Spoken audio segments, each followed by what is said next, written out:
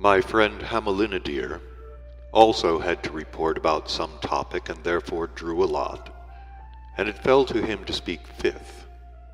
The reporters who preceded him either reported upon new theories they had invented, or they criticized theories already existing and known to everybody. At last came the turn of this sympathetic Assyrian. He ascended what is called the rostrum, and as he did so, some attendants hung up a notice above it, indicating on which subject the given reporter would speak. It was the custom at that time to do so. The notice announced that the reporter had taken as the theme of his report the instability of human reason. Thereupon, this terrestrial friend of mine first expatiated on the kind of structure which, in his opinion, the human head-brain has, and in which cases and in what manner various impressions are perceived by the other brains of man, and how only after definite what is called agreement between all the brains are the total results impressed on this head-brain. He spoke calmly at first, but the longer he spoke, the more agitated he became, until his voice rose to a shout, and shouting he began to criticize the reason in man. And at the same time he mercilessly criticized his own reason. Still continuing to shout, he very logically and convincingly demonstrated the instability and fickleness of man's reason, and showed in detail how easy it is to prove and convince this reason of anything you like.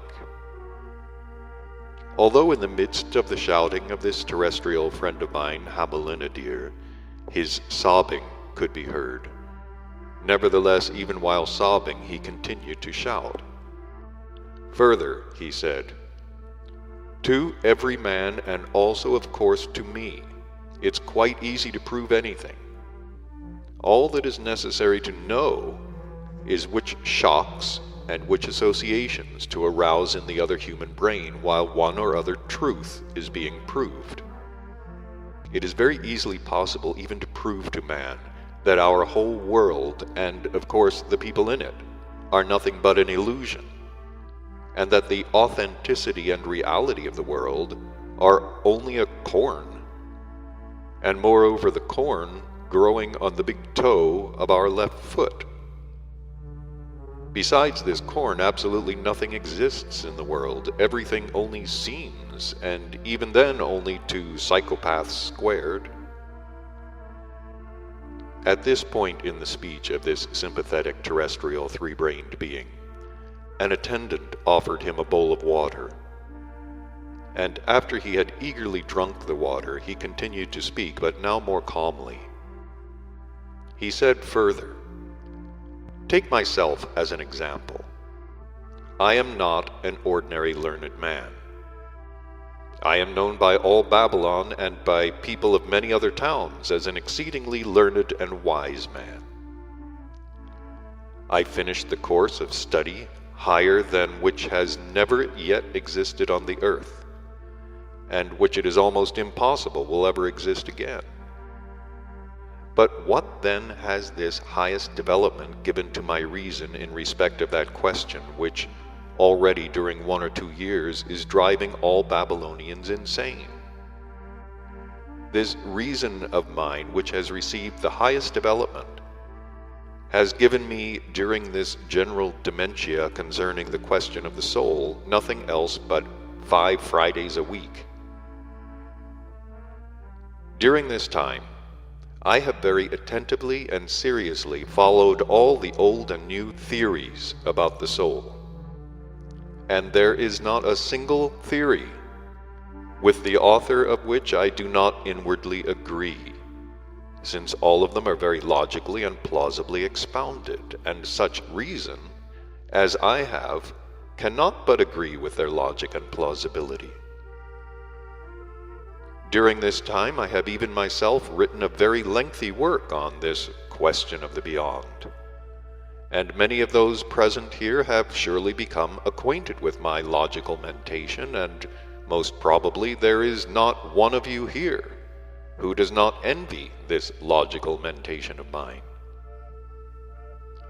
Yet at the same time, I now honestly declare to you all that concerning this question of the beyond, I myself, with the whole of the knowledge that has been accumulated in me, am neither more nor less than just an idiot cubed. There is now proceeding among us in the city of Babylon the general public building of a tower, by means of which to ascend to heaven, and there to see with our own eyes what goes on there. This tower is built of bricks, which outwardly all look alike, but which are made of quite different materials. Among these bricks are bricks of iron and wood, and also of dough, and even of eiderdown. Well then, at the present time, a stupendously enormous tower is being built of such bricks right in the center of Babylon.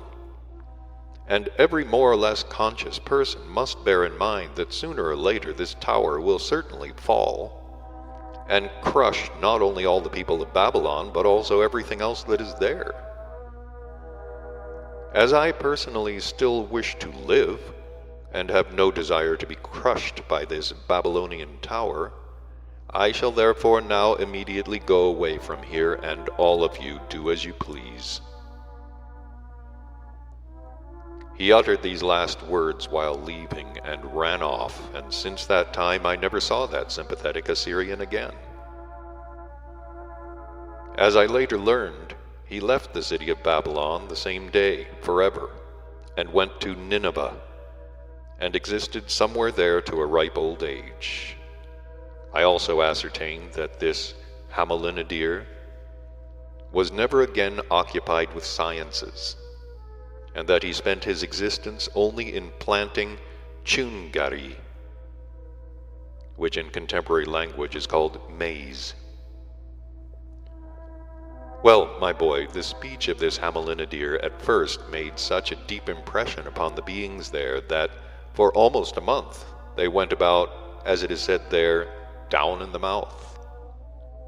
And when they met each other, they could speak of nothing else, but only of the various passages from this speech which they remembered and repeated.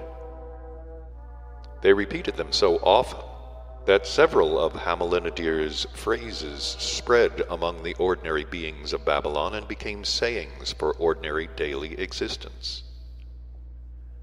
Some of his phrases reached even contemporary beings of the planet Earth, and among them there is also the phrase, "the building of the Tower of Babel."